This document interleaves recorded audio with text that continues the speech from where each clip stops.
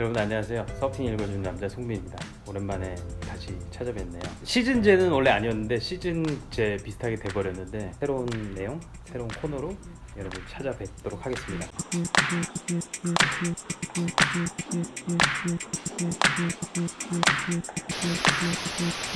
오늘 얘기해볼 주제는 뭐냐면요, 왁스에 대한 얘기입니다.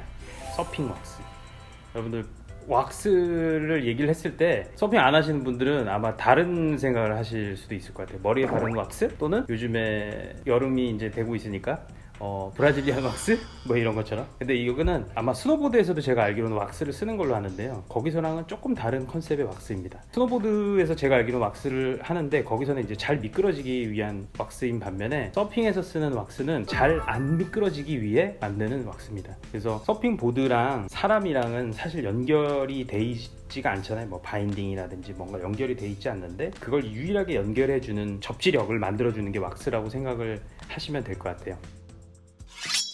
이 왁스에 대해서 간단하게 설명을 드릴 건데, 왁스의 주 성분이 뭐냐 라고 얘기를 하면 기존에 나오던 전통적인 왁스 방식은 약간 화학 제품들이 좀 많이 들어가 있어요. 그래서 기본적으로 파라핀 왁스에 페트롤리움 젤리라는 거를 섞어서 만드는 게 왁스고요. 거기다 이제 뭐 첨가제로 코코넛 오일이나 아니면 향수 뭐 이런 것들이 좀 들어갑니다. 근데 파라핀 오일인 뭐냐? 그러면 양초거든요. 그리고 다음에 페트롤리움 젤리, 이거는 뭐냐면 쉽게 설명드리면 바셀린이에요. 바셀린을 섞는 양을 조절을 함으로써 왁스의 단단하고 무른 그런 강도를 좀 조절을 하게 됩니다. 그래서 이런 화학적인 왁스가 좀 많이 문제가 되고 있어요. 왜냐하면 저희가 서핑을 하거나 또는 물 안에 있을 때 또는 물 왔다 갔다 할 때 이런 왁스가 되게 많이 떨어지는 경향이 있거든요. 그러면 이제 물 안에 있는 생물들이 왁스를 먹고 화학 제품들이니까 몸에 안 좋잖아요. 그래서 좀 안 좋은 경향이 있어요. 요즘에는 친환경적인 그런 오가닉 왁스로 좀 많이 변경이 되고 있습니다. 그래서 그 오가닉 왁스에는 밀랍이 파라핀을 대체를 하게 되고요. 그리고 바셀린이 하던 효과는 나무에서 나오는 수지 있잖아요, 나무 진액 같은 거, 그런 나무에서 만들어진 왁스, 그런 걸 첨가를 해서 왁스가 좀 단단해지고 왁스가 좀 물러지는 효과를 대체해서 만들고 있습니다.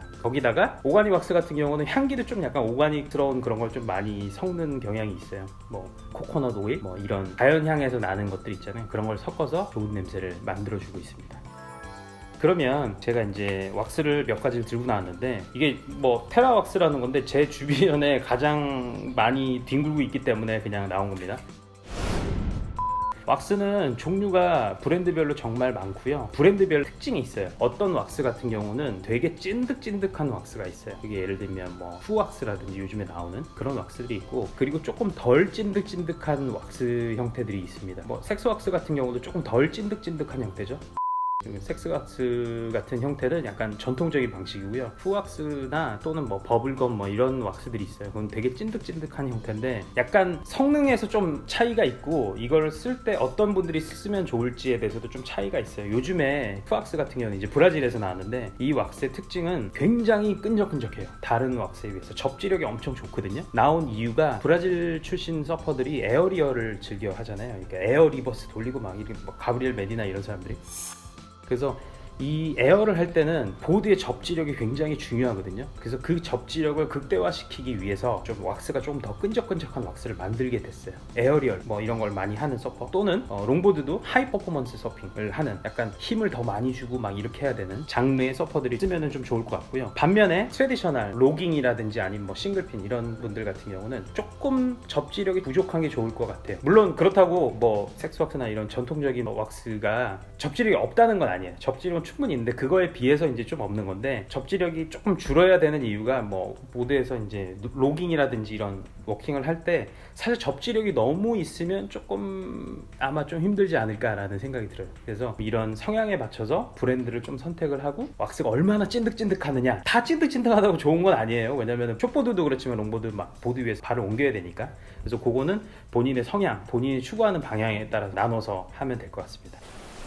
그리고 왁스에 보면 제가 아까 말씀드렸지만 그 무르고 단단하고 이거를 조절을 한다고 했잖아요. 그 이유가 뭐냐면요, 수온에 따라서 왁스가 굳게 되는 경우가 있어요. 찬물에 들어가면 왁스가 되게 단단하게 경직이 되고요, 따뜻한 물에 가면 왁스가 좀 녹기 시작해요. 그래서 수온에 맞는 왁스를 써야지 그 왁스가 만들어낼 수 있는 접지력을 만들어낼 수 있거든요. 그래서 그런 아까 제가 말씀드린 것처럼 무르기를 조절하는 게 바셀린 또는 나무 진액 같은 걸로 하는데, 보통은 크게 나눴을 때는 두 종류가 있어요. 베이스 왁스 그리고 탑코트. 그리고 이 탑코트에서도 온도별로 나누는데 보통 한 4가지 정도로 나눌 수가 있을 것 같아요. 여기 아마 숫자가 보이시는지 모르겠지만, 콜드 왁스 11도 이하 수온, 그러니까 아마 한국 겨울 막 5mm, 6mm 수트 입어야 될 때, 그리고 11도에서 17도, 요거는 아마 4mm 수트 입었을 때 정도라고 생각을 하시면 될 것 같아요. 이거는 쿨왁스. 그리고 웜왁스 17도에서 22도, 요 정도 온도는 아마 3mm 수트 또는 스프링, 좋은 스프링. 그리고 마지막이 22도 이상 트로피컬, 이거는 얇은 스프링 또는 뭐 비키니 아니면 보드숍만 입고 하는 정도. 이거는 이제 이 브랜드에 하나인 겁니다. 브랜드별로 다 다르고요. 이 온도도, 왜냐면 뭐 첨가물을 어느 정도 넣느냐 안 넣느냐에 따라서 이게 다르기 때문에. 그리고 요즘에는 더 세분화 시켜 놓는 브랜드들 좀 있는 것 같더라고요. 그래서 그거는 구입하고자 하는 왁스 회사의 홈페이지나 이런 걸 좀 보시면 될 것 같습니다. 제일 많이 궁금해하시는 건 베이스 왁스인데, 베이스 왁스는 도대체 필요하나요? 이거는 왜 따로 있는 걸까요?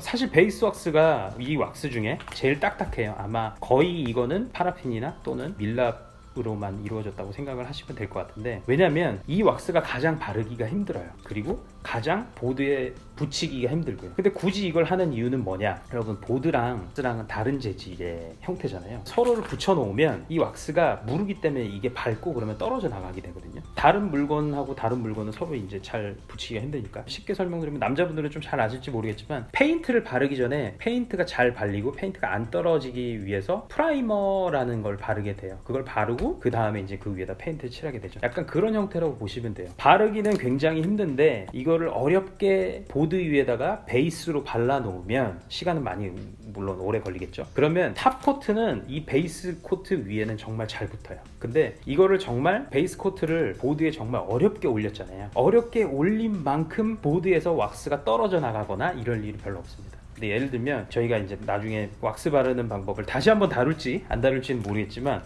베이스 왁스를 바를 때 빨리 한다고 훅 하면 되게 방울이 커져요. 이거 아마 해보신 분들은 알 거예요. 방울이 커지고 천천히 진짜 세워라 내워라 미세하게 하면 이 방울이 굉장히 작아집니다. 근데 이 방울을 작게 만드는 게 좋고요. 정말 천천히 해서 진짜 살짝 묻히고 살짝 묻히고 살짝 묻히고 살짝 묻히고 이렇게 해야 서핑을 할 때 왁스가 떨어져 나가는 걸 좀 방지를 할 수 있어요.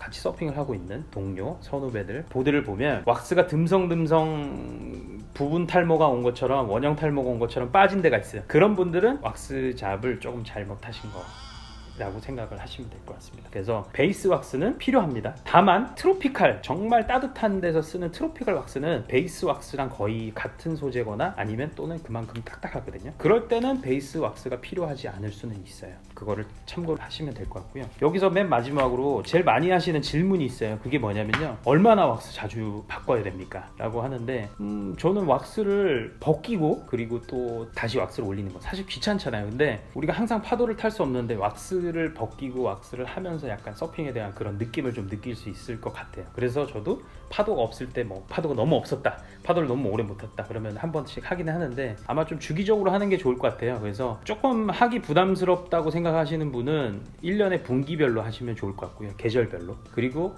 굳이라고 생각하시는 분은 아마 겨울하고 여름 정도로 분리를 해서 하시면 될 것 같습니다. 그리고 왁스를 벗기는 방법에 대해서도 뭐 말씀해 주시는 분이 있는데, 사실은 그 왁스 벗기는 방법은 한번 따로 다루긴 할 거예요. 근데 간단하게 말씀드리기 제일 주의할 거는, 뜨거운 물을 붓는다든지 아니면 휘발성 액체를 부어서, 예를 들면 뭐 신나라든지 알코올이라든지 이런 걸 해서 제거를 하시는 분들이 있어요. 근데 뜨거운 물을 하면 당연히 보드에 안 좋죠. 그리고 알코올성 액체로 했을 때는 더 이게 심각한 효과를 발휘를 하거든요. 왜냐면 보드는 표면에 되게 미세한 구멍들이 나 있어요. 근데 이 휘발성 있는 액체를 들이붓게 되면 이게 들고 일어나죠. 변형이 오게 되고, 그게 나중에 이제 위에 글라싱하고 보드랑 표면이랑 이게 분리되는 현상들이 한 번씩 오더라고요. 그래서 그런 액체들 쓰는 거는 좀 조심하고요. 제가 추천드리고자 하는 액체들은 찾아보시면, 미술할 때 쓰는, 제가 갑자기 이름이 기억이 안 나는데, 미술을 할 때 쓰는, 냄새도 안 나고 휘발성도 적고 뭐 인체에 무해한 거 있어요. 희석용으로 쓰는 그 액체를 아마 쓰시면 좋지 않을까. 다른 거보단 좀 잘 안 벗겨지긴 해요. 그래도 보드에도 좋아야 되고 내 몸에도 좋아야 되니까, 내 몸에 해롭지 않아야 되니까.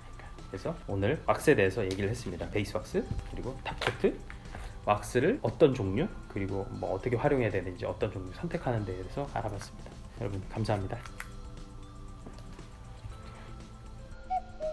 아 그걸 안 했네. 섭섭 그걸 안 했네. 뭐였지? 기억도 안 난다. 서핑을 하고 싶은 분.